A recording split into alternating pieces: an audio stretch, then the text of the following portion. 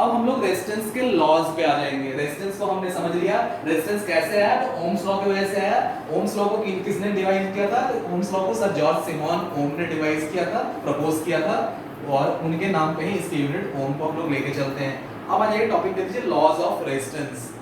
एक से ज्यादा लॉ है इसलिए हमने लॉज बोला है, लॉज ऑफ रेजिस्टेंस। ठीक है, लॉज ऑफ रेजिस्टेंस लिख लीजिए, लॉज ऑफ रेजिस्टेंस टॉपिक दे दीजिए, इसमें लिख लीजिए the resistance R offered by a material, the resistance R offered by a material depends upon the following factors. Offered by, offer में ed लगा दीजिए, offered by a material depends upon the following factors. ठीक है, उसके बाद इस तरह से कोलन देके डैश दे दीजिए और पॉइंट वाइज लिखिए कौन कौन से फैक्टर्स हैं। यही लॉज ऑफ रेजिस्टेंस है, इन्हें हम लोग देखेंगे। ठीक है, फर्स्ट लॉ में लिखिए इट वेरीज, रेजिस्टेंस के बारे में हम लोग बात कर रहे हैं। ठीक है, एक हम लोग रेजिस्टेंस के बारे में बात कर रहे हैं, कौन सा रेजिस्टेंस, तो जो एक मटेरियल ऑफर कर रहा है, सपोज दैट ये मटेरियल है, इसके दोनों एंड्स के बीच में, ये मटेरियल है इसका, ये दोनों एंड्स के बीच में जो रेजिस्टेंस, यानी ये मटेरियल जो रेजिस्टेंस आर ऑफर कर रहा है, इसके बारे में हम लोग बात कर रहे हैं, इसकी प्रॉपर्टीज को देख रहे हैं और उससे हम लोग लॉज ऑफ रेजिस्टेंस को निकाल रहे हैं। ठीक है, तो आर के बारे में बात कर रहे हैं हम लोग।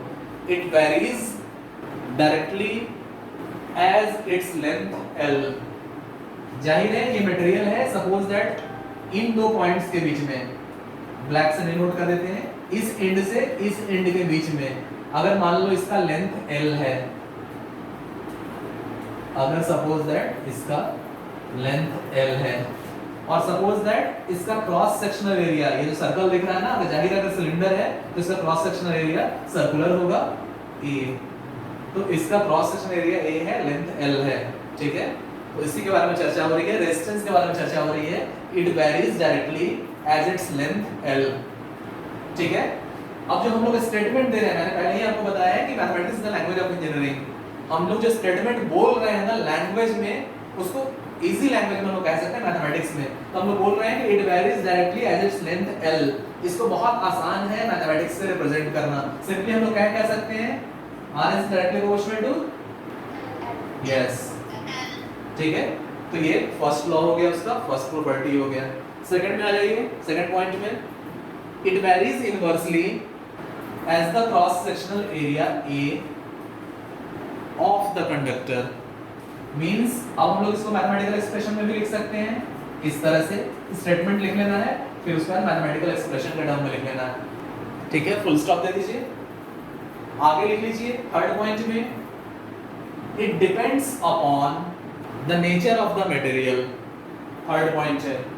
फोर्थ पॉइंट में लिख लीजिए, it also depends on the temperature of the conductor, bracket में लिख लीजिए मटेरियल, ओब्लिक करके मटेरियल लिख लो या ब्रैकेट के अंदर मटेरियल लिख लो। तो ये चार लॉज ऑफ रेजिस्टेंस हैं।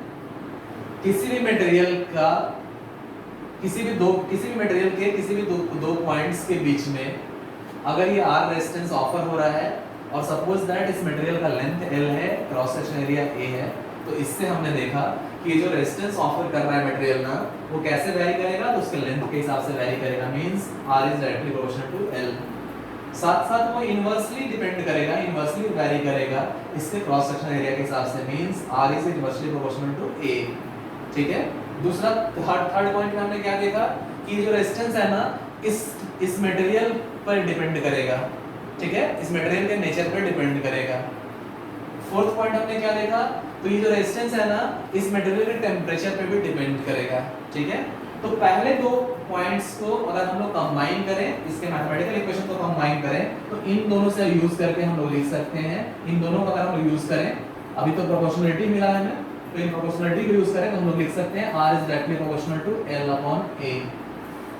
ठीक है, और मैंने आपको पहले ही बताया कि हम लोग जो साइंस और इंजीनियरिंग पढ़ रहे हैं ये एक्सपेरिमेंटल है। ठीक है, प्रैक्टिकल है, यानी इन चीजों को हम लोग जो थ्योरेटिकल कंसेप्ट हम लोग सीखते हैं, समझते हैं, जो लॉज को हम लोग जानते हैं, जिन फेनोमेनन्स को हम लोग समझते हैं, जिन कंसेप्ट्स को हम लोग समझते हैं, उनको कभी भी एक्सपेरिमेंटली वेरीफाई कर सकते हैं और हम लोग देख सकते हैं कि जो चीजें, जो इक्वेशंस, जो स्टेटमेंट्स हमने थ्योरेटिकली देखा था, किया था, समझा था, वो वाकई सही हैं, उनको हम एक्सपेरिमेंटली वेरीफाई करके देख सकते हैं और हम देख सकते हैं एक्सपेरिमेंट करने के बाद कि हाँ वाकई वो लॉ वैलिड है, वो रूल्स वैलिड हैं, वो कंसेप्ट होते हैं वाकई में, वो फिनोमेनन एग्जिस्ट करते हैं। ठीक है, तो जब हम लोग एक्सपेरिमेंटल एनालिसिस करते हैं ना, तो हम लोग देखते हैं कि हमें मैथमेटिकल इक्वेशन तो ये मिल गया, और जैसे ही मटेरियल के बारे में हम जानते हैं और टेम्परेचर के बारे में जानते हैं, तो मटेरियल से हमें मिलता है R, और जैसे ही प्रोपोर्शन, जाहिर है प्रोपोर्शनलिटी कांस्टेंट अगर हमें अगर प्रोपोर्शनलिटी को हमें इक्वलिटी में लाना है तो हमें क्या करना होगा?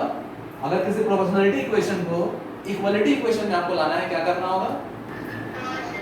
एक कोएफिशिएंट लाना होगा ना, एक कांस्टेंट, एक कोएफिशिएंट को एक्शन में लाना होगा। तो ये जब कोएफिशिएंट हम लोग लाते हैं, एक्सपेरिमेंटली हम लोग वेरीफाई करते हैं, तो ये कोएफिशिएंट हमें मिलता है इसके बराबर, जिसको हम लोग रो कहते हैं। ठीक है, ग्रीक अल्फाबेट, मैंने आपको पहले ही बताया है कि जिस तरह इंग्लिश में अल्फाबेट्स होते हैं, इंग्लिश में कितने अल्फाबेट्स होते हैं? यस, तो उसी तरह ग्रीक होता क्या है कि साइंटिफिक इन्वेंशंस जितने पहले हुए थे, ज्यादातर यूरोपियन कंट्रीज में हुए थे, इसी कारण से बहुत सारे लैटिन के वर्ड्स को, बहुत सारे ग्रीक के वर्ड्स को भी हम लोग यूज करते हैं साइंटिफिक चीजों को एक्सप्लेन करने के लिए या सिंबॉलिक रिप्रेजेंटेशन करने के लिए। तो जिस तरह इंग्लिश के अल्फाबेट में 26 लेटर्स होते हैं, ग्रीक अल्फाबेट में 24 लेटर होते हैं। ठीक है, उन 24 लेटर्स में से एक ये भी है। ठीक है, तो वहां भी है alpha, beta, gamma, delta, epsilon, zeta, eta, theta, iota, kappa, lambda, mu, nu, xi, omicron, pi, rho, sigma, tau, epsilon, pi, chi, psi, omega. उसमें से एक ये रो है, ये रो को हम लोग यहाँ यूज करते हैं रिप्रेजेंट करने के लिए। तो जैसे ही इन दो लॉज को हमने देखा, ये 4 लॉ में से पहले 2 लॉ को हमें ये मैथमेटिकल स्टेटमेंट मिला, हमें ये प्रोपोर्शनलिटी इक्वेशन मिला, और अंतिम दोनों को जब हमने कंबाइन किया तो थर्ड वन क्या था कि ये जो रेजिस्टेंस है ना, इसके मटेरियल पे भी डिपेंड करेगा। और जैसे ही उन चीजों को एक्सपेरिमेंटल एनालिसिस करते हैं तो हम लोग देखते हैं कि ये जो है इसके प्रोपोर्शनलिटी कांस्टेंट को हटाने के लिए जो हमें मल्टीप्लायर चाहिए, जो कोएफिशिएंट चाहिए, वही नेचर में डिपेंडेंट फैक्टर जो है हमें रो के रूप में मिलता है। और आगे चल के हम लोग इसको बताते हैं कि दिस इज द रेजिस्टिविटी। ठीक है, दिस इज द रेजिस्टिविटी, और ये दोनों टेम्परेचर पे डिपेंड करेगा। ठीक है, टेम्परेचर के बढ़ने और घटने से इसमें बदलाव आएगा, टेम्परेचर के बढ़ने और घटने से इसमें भी बदलाव आएगा। ठीक है, तो फोर्थ वन भी एक्सप्लेन हो गया, ये टेम्परेचर मटेरियल के टेम्परेचर पे डिपेंड करेगा। Got that? ठीक है, अब रो के बारे में लिख लीजिए मैथमेटिकली, इन दोनों चीजों को लिख लीजिए मैथमेटिकली, लिख के ये लिख लीजिए और फिर ये लिख लीजिए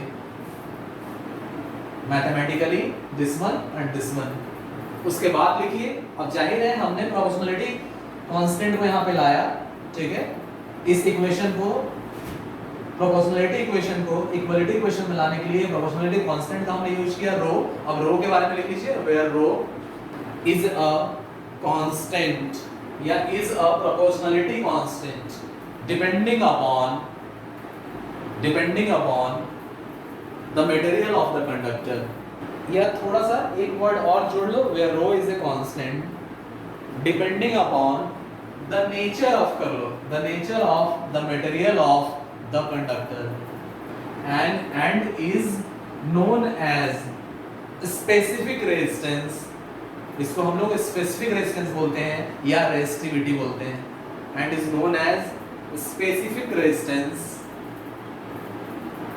और resistivity। ठीक है, इस रो को हम लोग specific resistance भी बोलते हैं या resistivity भी बोलते हैं। फुल स्टॉप दे दीजिए। समझ में आ रहा है सबको? कांसेप्ट सारा समझ में आ रहा है? रेजिस्टेंस का कांसेप्ट क्लियर हुआ? रेजिस्टेंस काम कैसे करता है? रेजिस्टेंस के अंदर, उस कंडक्टर के अंदर इनसाइड में क्या चल रहा है ये भी पता चला होगा आपको। कंडक्टर वाकई में रेजिस्टेंस कैसे ऑफर करता है, क्यों ऑफर करता है, ये भी आपको समझ में आ गया होगा। ठीक है, बोलो।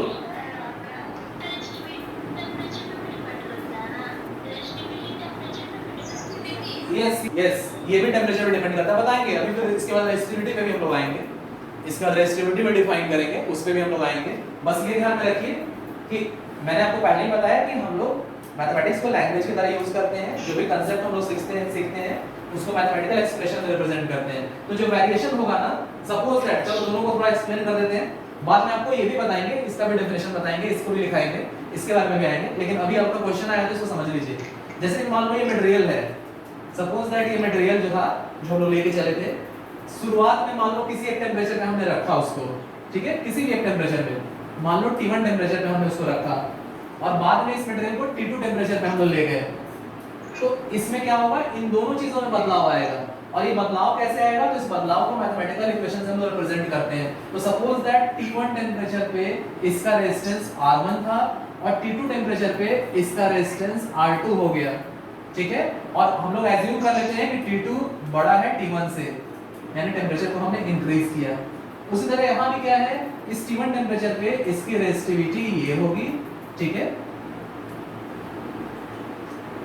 मान लो सॉरी ρ1 और T2 टेम्परेचर पे इसकी रेजिस्टिविटी ρ2 होगी। इन दोनों को सिमिलर मैथमेटिकल इक्वेशन से हम रिप्रेजेंट करते हैं, means R2 is equal to R1 1 plus alpha T2। हाँ बोलो।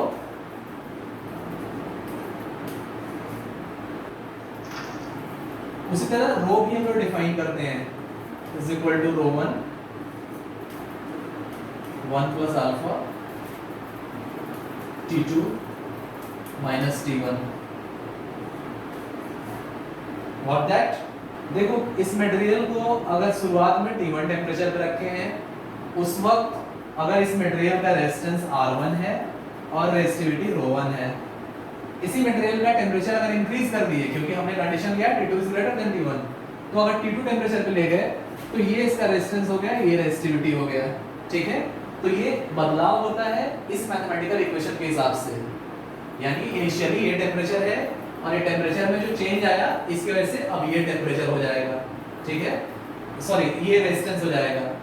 पहले रेजिस्टेंस ये है और टेम्परेचर में वेरिएशन आया तो अब रेजिस्टेंस इंक्रीज कर जाएगा। उसी तरह रेजिस्टिविटी, स्पेसिफिक रेजिस्टेंस अगर एक पर्टिकुलर टेम्परेचर पे ये है तो इस रेजिस्टेंस, इस टेम्परेचर के बदलाव की वजह से T2 T1 जो टेम्परेचर का बदलाव हो रहा है उसकी वजह से रेजिस्टिविटी भी इंक्रीज कर जाएगी, ठीक है।